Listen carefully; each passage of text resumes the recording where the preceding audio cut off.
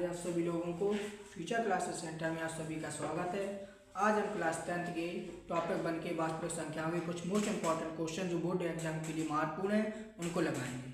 देखते हैं पहले क्लास में। तो पहला क्वेश्चन है आपका, यदि दो संख्याओं का गुणनफल 32 बार एलसीएम 8 हो तो एचसीएफ क्या होगा। हमें दिया गया है कि दो संख्याओं का गुणनफल 32 है और लासा 8 है, यानी एलसीएम 8 है। तो आपको एक फॉर्मूला पता होगा कि दो संख्याओं का गुणनफल बराबर दो संख्याओं का गुणनफल बराबर दो संख्याओं का गुणनफल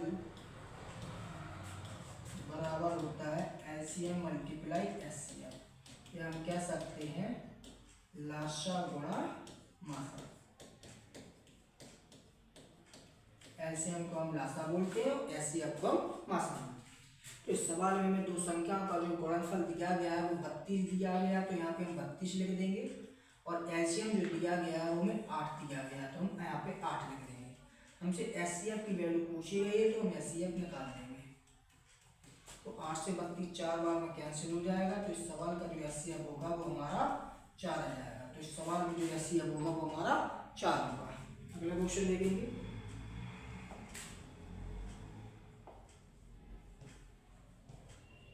क्वेश्चन है कि संख्याएं 8 और 9 और 25 का अभाज्य गुणनखंड विधि से हमें एलसीएम निकालना है।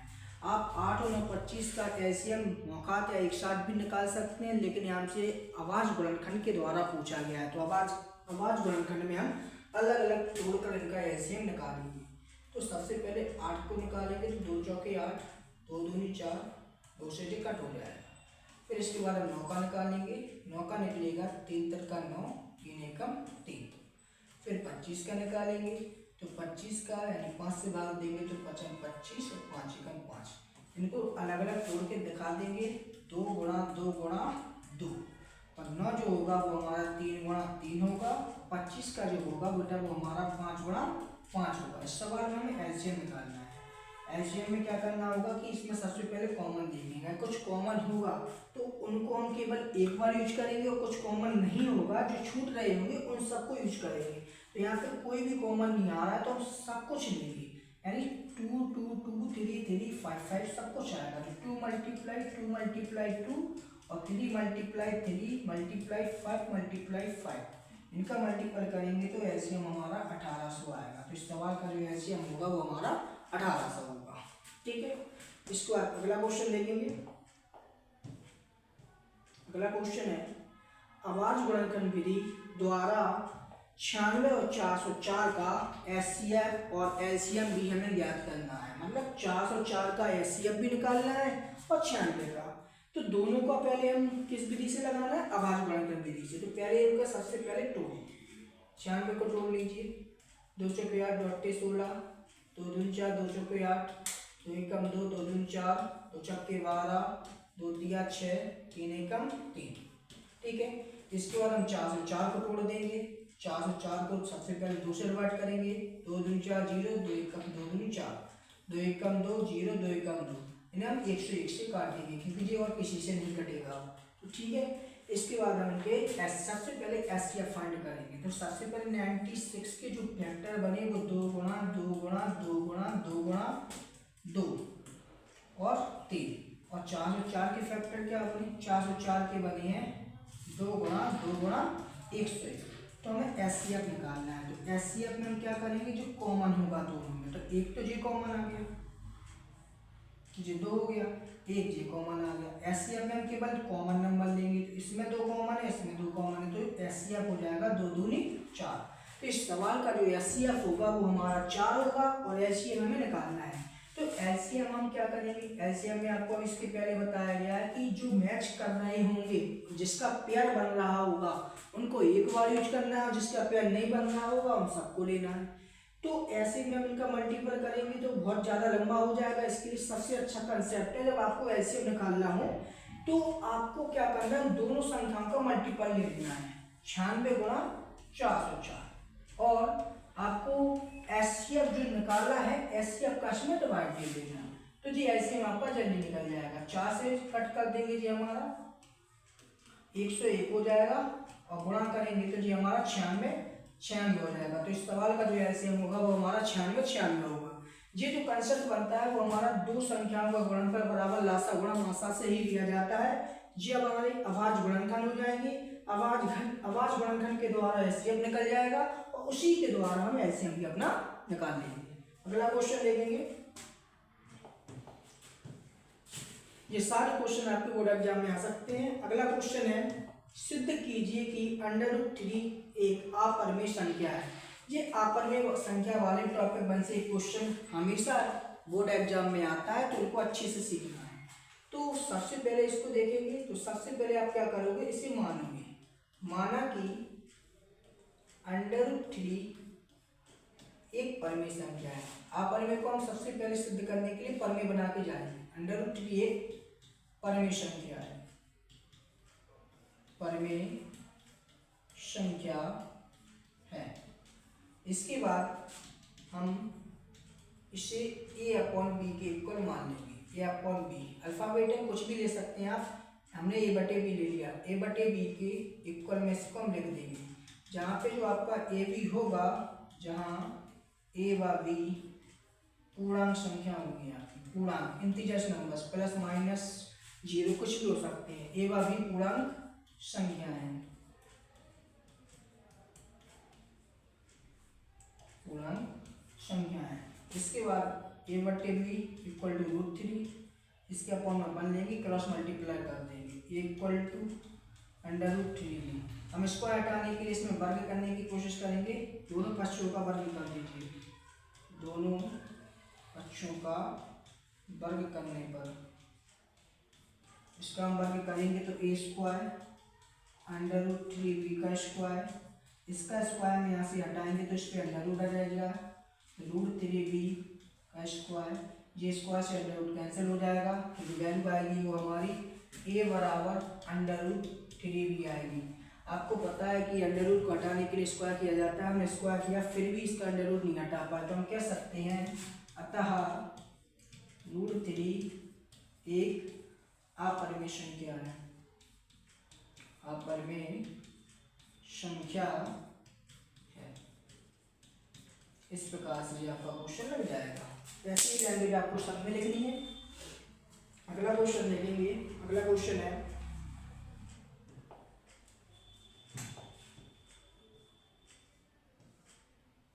क्या संख्या, आपसे पूछा गया क्या संख्या, जो 4 है नहीं, 4 की पावर n है, क्या संख्या 4n अंक 0 पर समाप्त होती है जहां n एक प्राकृतिक संख्या है। n बराबर प्राकृतिक संख्या है। प्राकृतिक संख्या को आप बोलते हैं नेचुरल नंबर। प्राकृतिक संख्या, प्राकृतिक संख्या हमारी 1 से स्टार्ट होती है और अनंत तक जाती है।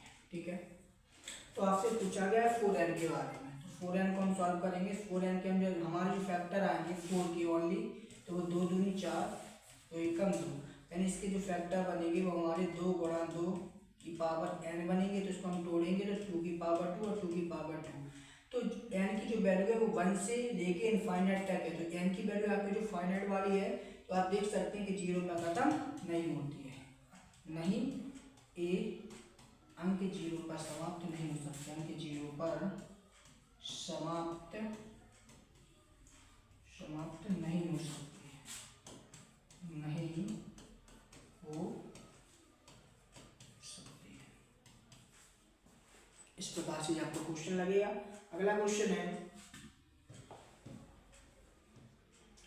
अगला क्वेश्चन है आपका एलसीएम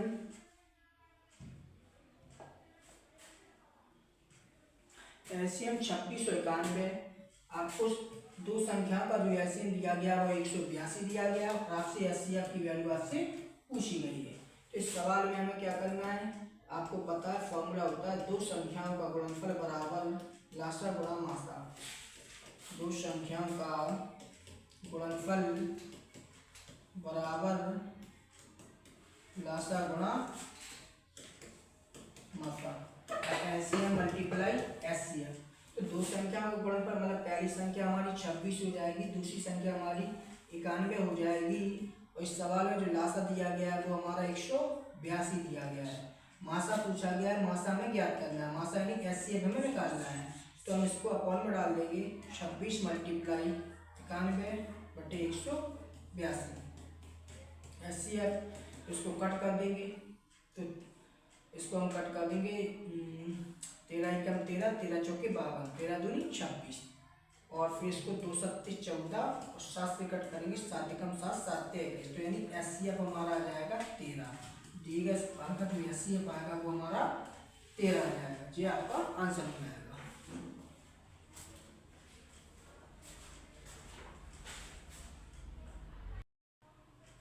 तो इस सवाल का जो एचसीएफ हो जाएगा वो हमारा 13 हो जाएगा। इस सवाल को हम इसी फॉर्मूले से लगाते हैं, दो संख्याओं का गुणनफल बराबर लासा गुणा मासा, एचसीएफ मल्टीप्लाई एचसीएफ, इसी से आपका आंसर आ जाता है। नेक्स्ट क्वेश्चन है, नेक्स्ट क्वेश्चन दिया गया है, सिद्ध कीजिए कि 5 माइनस रूट 3 एक अपरिमेय संख्या है। तो इस सवाल को भी आपको सिद्ध करके दिखाना है जैसा हमने ऊपर किया है।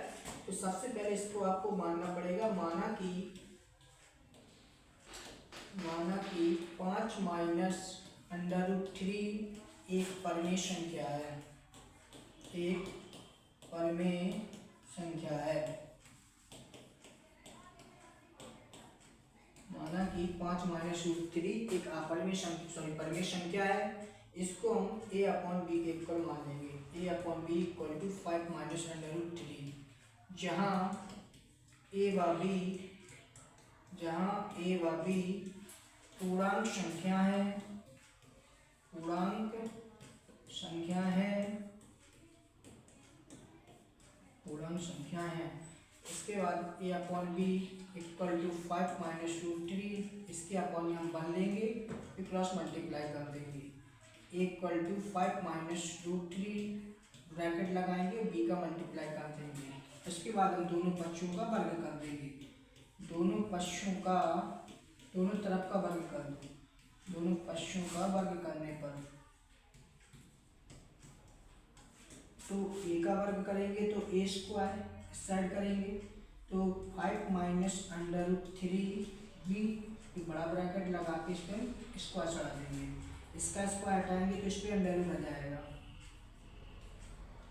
5 माइनस रूट 3 b का स्क्वायर। आप देख सकते हैं कि इस स्क्वायर से जरूर आपका कैंसिल हो जाएगा। तो यहाँ पे जो वैल्यू आएगी वो हमारी a equal to 5 minus under root 3 b आएगा। तो आप देख सकते हैं कि हमने वर्ग भी कर दिया, फिर भी इसका अंडर रूट नहीं हटा है।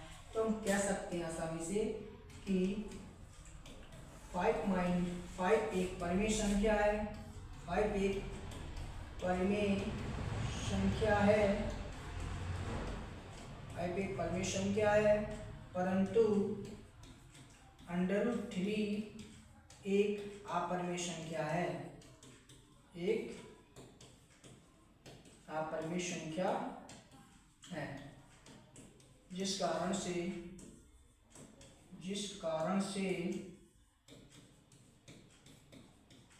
5 माइनस अंडर रूट 3 एक अपरिमेय संख्या है, अपरिमेय संख्या है। कोई भी परिमेय संख्या हो, यदि कोई भी परिमेय संख्या है, यदि वो अपरिमेय संख्या के साथ जुड़ी है, चाहे प्लस में हो चाहे वो माइनस में हो, वो जुड़ी है, तो वो पूरी संख्या हमारी अपरिमेय संख्या कहलाती है। जैसे यहाँ पे 5 हमारा परिमेय संख्या है, अंडर रूट 3 हमारी अपरिमेय संख्या है, जिस कारण से पूरी संख्या हमारी अपरिमेय कहलाएगी, क्योंकि परिमेय संख्या जब अपरिमेय संख्या के साथ जुड़ती है तो पूरी संख्या हमारी अपरिमेय संख्या कहलाती है। नेक्स्ट क्वेश्चन है, इस सवाल में हमें 12, 15 और 21 का एलसीएम निकालना है। यहाँ पे कोई भी कंडीशन नहीं दी गई है, इसको आप किसी भी तरीके से निकाल सकते हैं। तो 12, 15, 21 का एलसीएम निकालना है, तो 12, 15, 21 को आवाज गुणनफल द्वारा ही निकाले तो बेहतर है। 2 से 2 छक्के 12, 2 तिया 6, 3 से घट कर देंगे। यहाँ पे 15 का सॉल्व करेंगे, 5 ही 15, 5 21 का सॉल्यूशन करेंगे, 30 7 21, इस 7 से कट हो जाएगा।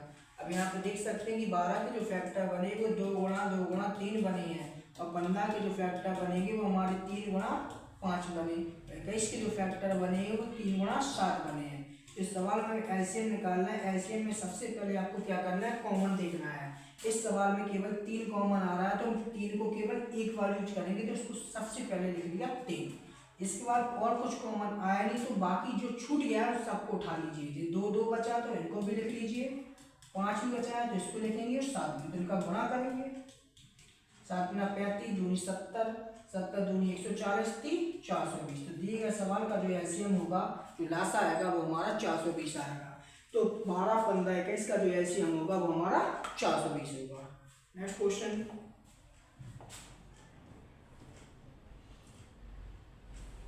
टॉपिक 2 का क्वेश्चन देखिए। टॉपिक 2 का क्वेश्चन है आपका x² - 3 के शून्यांक आपसे पूछे गए हैं कि x² - 3 के शून्यांक क्या होंगे। तो इसको आप कैसे सॉल्व करेंगे, तो यहाँ पे आप ध्यान रखिए कि x² को यहाँ पे लिख लेंगे। 3 किसी का स्क्वायर नहीं होता है, तो हम 3 को √3 का स्क्वायर बना देंगे, जिससे हमारा एक फॉर्मूला यहाँ फिट हो जाएगा, a² - b², जो होता है एक कोष्टक में a - b, दूसरे कोष्टक में a + b। तो a की जगह x है, माइनस b की जगह √3 है, x की जगह हमारा x है, प्लस b की जगह हमारा √3 है। अब इसको हम अलग अलग कर देंगे, x - √3 = 0 हो जाएगा, और -√3 उस साइड ले जाएंगे तो ये पॉजिटिव हो जाएगा। यहाँ पे x + √3 = 0 है, उसको उस साइड ले जाएंगे तो जो माइनस का हो जाएगा। तो हम कह सकते हैं जो शून्यांक निकलेंगे, शून्यांक जो निकलेंगे, पहला शून्यांक हमारा अल्फा मान लेंगे, अल्फा की वैल्यू √3 हो जाएगी, और बीटा की जो दूसरा शून्यांक होगा वो हमारा √3 हो जाएगा। इस सवाल का जो आंसर आएगा वो हमारा √3 और -√3 हो जाएगा, जो हमारे इस क्वेश्चन के शून्यांक होंगे। नेक्स्ट क्वेश्चन है, इस सवाल में आपको बतानी है घात, अधिकतम घात बतानी है। आपको समीकरण दिया गया है कि x⁵ प्लस 9x घात में 4 प्लस 15x² - 3x में आपको बहुपद की घात बतानी है। आपसे ऐसा एक क्वेश्चन पूछ सकता है कि बहुपद में सबसे अधिकतम घात आपको बतानी होगी। तो इसमें सबसे पहले आपको डिजिट नहीं देखनी है, ये डिजिट नहीं देखनी है। डिजिट के अकॉर्डिंग आपको केवल वो चीज देखनी है जो पावर में है। यहाँ पे पावर 5 है, यहाँ पे पावर 4 है, यहाँ पे पावर 2 है, यहाँ पे पावर 1 है। तो अधिकतम जो घात होगी वो हमारी क्या हो जाएगी, 5 हो जाएगी। तो इस सवाल का जो आंसर हो जाएगा वो घात हमारी 5 हो जाएगी। अगला क्वेश्चन है, क्वेश्चन दिया गया है p⁵ प्लस 190 p⁵ -10 p⁻70 17 भाग, ये पूरे में डिवाइडेड है, डिवाइडेड 12 p⁴।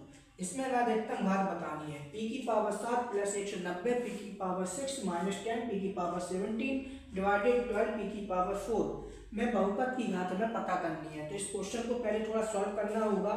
सॉल्व आप ऐसे कर सकते हैं कि यहाँ पे सबसे ज्यादा पावर देख लीजिए कितनी है, 7 है, 6 17 है। तो सबसे ज्यादा पावर कितनी है, 17 है, और यहाँ पे पावर कितनी है, 4। तो बड़ी पावर ऊपर सबसे बड़ी पावर जो होगी उसमें हम क्या करेंगे, उस पावर में से नीचे वाली पावर को माइनस कर देंगे। ऊपर जो सबसे ज्यादा घात होगी उसमें से नीचे वाली घात को हम माइनस कर देंगे, यानी 17 में से 4 को माइनस कर देंगे तो हमारी जो घात आएगी वो 13।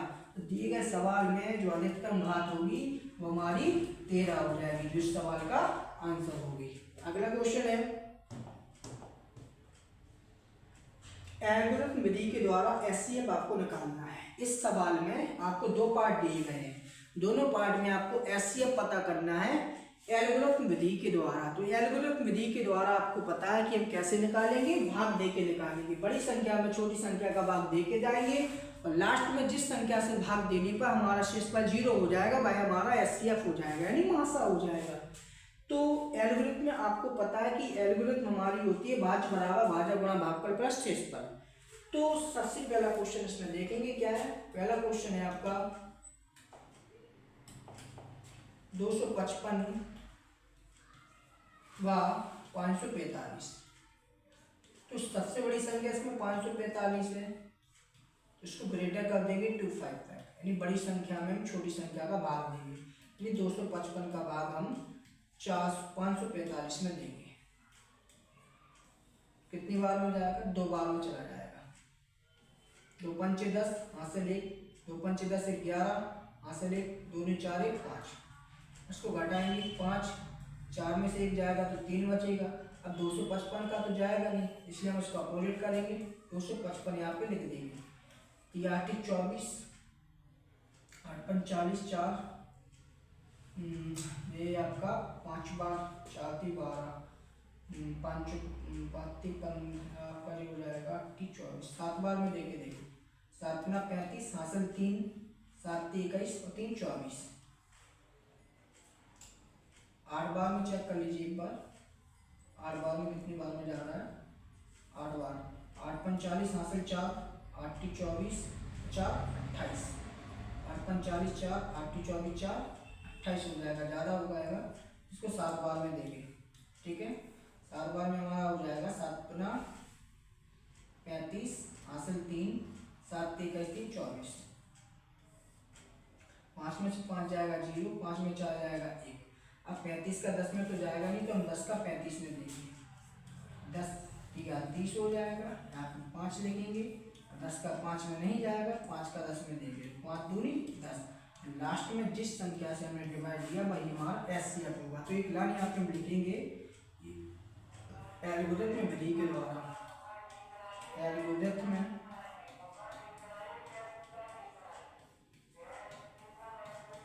विधि के द्वारा, यहाँ पे लास्ट लाइन आएगी, यहाँ पे भाज्य बराबर भाजक गुणा भागफल,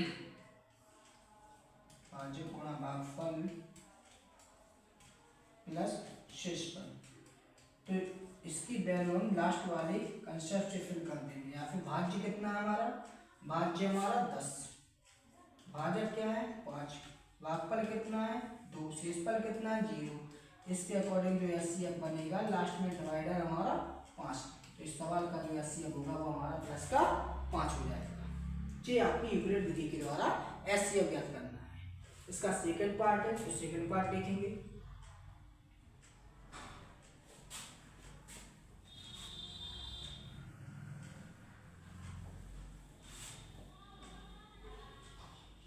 इसका सेकंड पार्ट है 725 बार 212। तो 725 में हमें 212 का भाग देना है, छोटी संख्या का भाग देना है बड़ी संख्या में। 725 तो कितनी बार में जाएगा, 2 3 6, 3 बार में चेक कर लो। 3 दूनी 6, 3 एकम 3, 3 दूनी 6। अब इसको सब्ट्रैक्ट करेंगे, 15 में 6 जाएगा 9 बचेगा, 11 में 3 जाएगा 8 बचेगा। अब इसका डिवाइड इसमें तो जाएगा नहीं, तो 89 का भाग हम 212 में देंगे। कितनी बार में जाएगा, 8 24, ज़्यादा हो जाएगा तो 3 टाइम में चेक कर लीजिए। 3 27 हासिल 2, 8 24 2 26, ज़्यादा 2 बार में देख लीजिए। 2 9 18, हासिल 1, 8 16 1 17 हो जाएगा। 12 में 8 जाएंगे 4 बचेंगे, 10 में 7 जाएंगे 3 बचेंगे। अब 34 का डिवाइडर 89 में देंगे, कितनी बार में जाएगा, 2 बार में चला जाएगा। तो 4 8, 3 दूनी 6, 9 में 8 जाएगा 1, 8 में 6 जाएंगे 2। अब फिर 21 का डिवाइडर हम 34 में देंगे, कितनी बार में जाएगा, 1 बार में जाएगा। 4 में 1 जाएगा 3 बचेगा, और 3 में 2 जाएगा 1। अब 21 का डिवाइड हम 13 का 21 में देंगे, तो 13 एकम 13, तो ये बचेगा हमारा कितना 8। 8 का 13 में देंगे तो 1 बार में जाएगा 8, 5 बचेगा, फिर 5 का 8 में देंगे तो 5 एकम 5, फिर 3 बचेगा। फिर 3 का डिवाइड हम 5 में देंगे, 3 एकम 3, फिर 2 बचेगा, 2 का हम 3 में देंगे तो 1 कम 2 हो जाएगा, फिर 1 का 2 में देंगे तो ये हमारा 0 हो जाएगा। फिर लास्ट में जिससे हमने डिवाइड किया वो हमारा बनता। इस सवाल का जो एचसीएफ होगा यहाँ पे लिखेंगे एल्गोरिथम विधि से, जो होती है आपकी भाज्य बराबर भाजक, भाज्य बराबर भाजक गुणा भागफल प्लस शेषफल, प्लस शेषफल। लास्ट डिजिट हमारी क्या है, भाज्य था हमारा 2, भाजक था 1, भागफल था हमारा 2, शेषफल था 0। इस सवाल में जो एचसीएफ बना है लास्ट वाली डिजिट हमारी 1। इस सवाल में हम कह सकते थे कि इसमें पहले ही निकाल सकते थे कि जो हमारा कॉमन नहीं आ रहा है वो हमारा 1 ही होगा। इन दोनों में कोई कॉमन नहीं था, लास्ट डिजिट 1 बनी। तो यानी जिस संख्या में HCF 5 होगा तो उस संख्या में याद रखना कुछ भी कॉमन नहीं होगा, इसलिए HCF उसका 1 होगा। नेक्स्ट क्वेश्चन दिया गया है, निम्नलिखित के एलसीएम और एचसीएफ ज्ञात करो। आपको किसी भी विधि के द्वारा इनके एलसीएम और एचसीएफ ज्ञात करना है। तो सबसे पहले हम एलसीएम 144 और 256 के एलसीएम एचसीएफ निकालेंगे। तो 144 के निकाल लीजिए। आवाज गुणन के द्वारा 2 सत्ते 14, 2 दूनी 4, 2 तिया 6, 2 छक्के 12, फिर 2 से कट करेंगे 18, फिर 2 से डिवाइड देंगे 9, फिर 3 से कर देंगे 3 तिरका 9, यहाँ पे 1 बचेगा। अगला क्वेश्चन है 256 पार्ट में, 2 से 2 एकम 2, 2 दूनी 4, 2 अट्ठे 16, 2 छक्के 12, 2 चौके 8, 2 तिया 6, 2 दूनी 4, 2 एकम 2, 2 छक्के 12, 2 अट्ठे 16, 2 चौके 8, 2 दूनी 4, लास्ट में बचा हमारा 1। तो इसमें हमें एचसीएफ निकालना है। तो एचसीएफ में हम ऊपर ही चेक कर लेंगे कि कौन कौन आ रहा है। यहाँ से एक 2 मिला तो यहाँ पे 2 फाइंड कर दीजिए, यहाँ पे 2, यहाँ पे भी 2 हो जाएगा, यहाँ पे 2, तो यहाँ पे भी 2 हो जाएगा, यहाँ पे भी 2 है, तो इस 2 को यहाँ पे भी फाइंड कर देंगे। इसके बाद 3 यहाँ पे है नहीं तो केवल यही हमारा एचसीएफ रहेगा। 2 दूनी 4 दूनी 8 16, तो हमारा एचसीएफ रहेगा वो हमारा 16 रहेगा। इस सवाल में ऐसे निकालना है। तो ऐसे हमने आपको इसके ऊपर बताया है कि दोनों संख्याओं का मल्टीपल कर देना है और आपको एचसीएफ का डिवाइड दे देना है। एचसीएफ कितना 16, 16 से लेकर करेंगे 16 बार में, तो 144 गुना 16 हो जाएगा। 16 चौके 64, हासिल 6, 16 चौके 64 और 6 70, हासिल 7, 16 एकम 16 और 7 23। तो इस सवाल का जो हमारा एलसीएम हो जाएगा वो 2304 यानी 2304 हो जाएगा। इसका सेकंड पार्ट है 210 50 और 20 का भी एलसीएम एचसीएफ निकालना है। तो इसको भी इसी मेथड के द्वारा आप लगा देना। नेक्स्ट क्वेश्चन, इस क्वेश्चन में आपसे पूछा गया है ये कि 3 गुणा 5 गुणा 7 प्लस 7 एक संयुक्त या भाज्य संख्या क्यों है। तो भाज्य संख्या वे संख्याएं होती हैं जो स्वयं के अलावा अन्य संख्या से भी विभाजित होती हैं, मतलब जो खुद के अलावा खुद से भी कटें और संख्या से भी विभाजित हों, वो हमारी भाज्य संख्याएं कहलाती हैं। तो आपको पता करना है कि भाज्य संख्या क्यों है। 3 गुणा 5 गुणा 7 प्लस 7, इनका सॉल्यूशन करेंगे। 7 गुना 35 दिया 105, 105 प्लस 7 जो हो जाएगा आपका 112। तो 112 के जो हम वेक्टर बनाएंगे तो देखेंगे 2 पंचे 10, 2 छक्के 12, फिर 2 से कट करेंगे 2 दूनी 4, 2 अट्ठे 16, 2 एकम 2 चौके 8, फिर 2 से कट कर लेंगे 7 हो जाएगा। तो इनका जो मल्टीपल आएगा वो हमारा 2 1 2 3 4, 2 की घात 4 गुणा 7 हो जाएगा। तो आप देख सकते हैं कि 2 से भी कट रही है, 7 से भी कट रही है और 112 है वो खुद अपने आप से कट जाएगा। इस कारण से ये भाज्य संख्याएं हैं, भाज्य संख्याएं हैं जी। नेक्स्ट क्वेश्चन है, इस सवाल में यदि एलसीएम 77 और 99 आपको एलसीएम दिया गया है 693, एलसीएम आपको पता करना है। तो आपको फॉर्मूला पता है कि दोनों संख्याओं का गुणनफल बराबर होता है एलसीएम मल्टीप्लाई एचसीएफ। आप थ्योरिकल में लिख लीजिए, मैं कंसेप्ट में लिख दिया। दोनों संख्याओं का मल्टीपल बराबर एलसीएम मल्टीप्लाई एचसीएफ। तो पहली संख्या आपको दी गई है 77, दूसरा है 99, बराबर एलसीएम आपकी 693 है और एचसीएफ आपको पता करना है। इसको अपॉन में डालेंगे, 11 से कट कर दो, 11 9 99, 11 छक्के 66, 11 33, 7 एकम 7, 7 एकम 7, 7 9 63।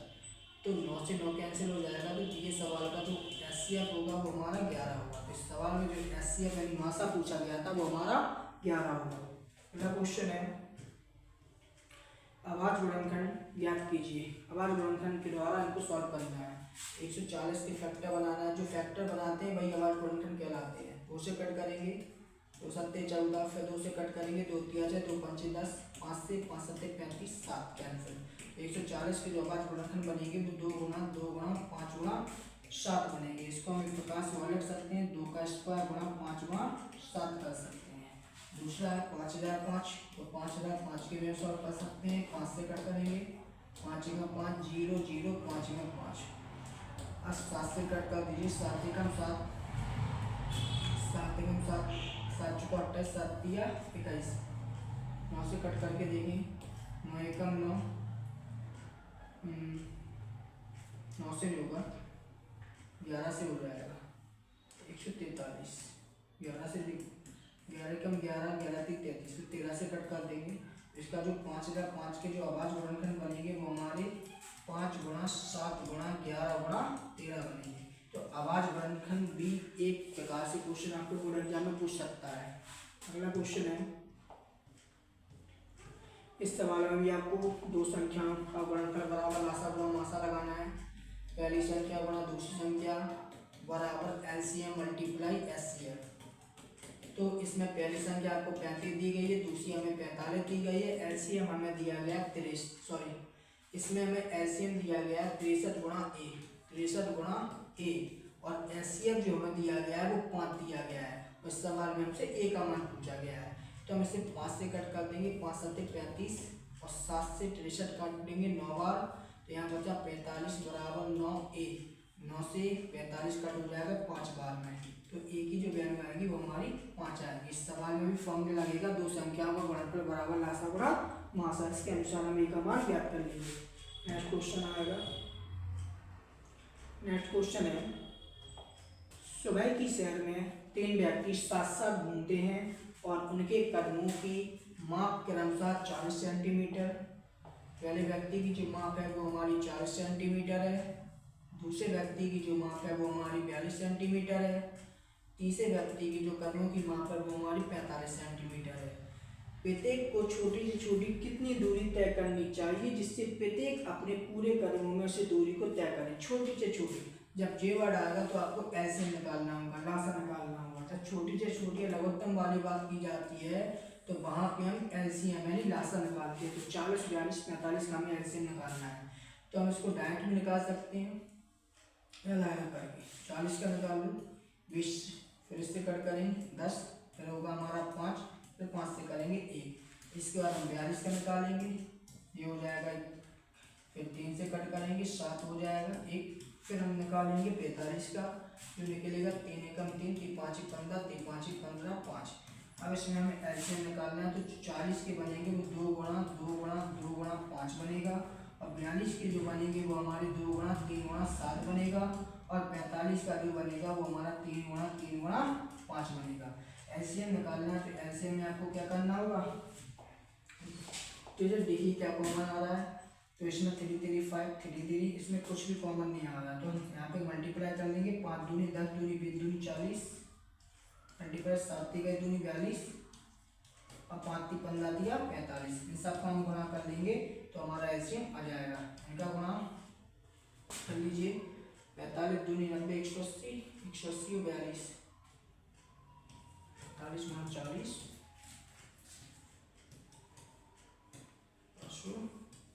मल्टीप्लाई 42, 18 दूनी 36 हासिल 3, 18 4 का 3 75, 75,600। इस सवाल का जो एलसीएम आएगा वो 75,600 है। नेक्स्ट क्वेश्चन है, इसका नेक्स्ट क्वेश्चन देखें, आवाज गुणनखंड विधि द्वारा एलसीएम और एचसीएफ आपको निकालना है। आवाज गुणनखंड विधि के द्वारा आपको निकालना है एलसीएम एचसीएफ। पहला सवाल लगाएंगे, 256 बा 420, 256 की एलसीएम निकाल लीजिए, 2 एकम 2 2 3 4 8 16, फिर 2 से कट करेंगे, 2 छक्के 12 2 चौके 8, 2 3 6 2 दूनी 4, फिर 2 से 16, फिर 2 से कट कर देंगे 8, फिर 2 से कट कर देंगे 4, फिर 2 से कट कर देंगे 2, फिर 2 1 हो जाएगा। इसके बाद 420 हो जाएगा, फिर 2 से कट करेंगे 2 2 4 2 एकम 2 2 एकम 2 0 2 5 10, 3 से कट कर देंगे 3 3 तक 9 3 5 15 5 7 35 7। तो इसमें आपको क्या करना है, आपको ऐसे निकालना है। तो इसमें सबसे पहले आप देख लीजिए क्या क्या कॉमन आया है। इसमें जे भी कॉमन है, पहला 2 कॉमन आया तो एक बार लिख लीजिए, दूसरा 2 भी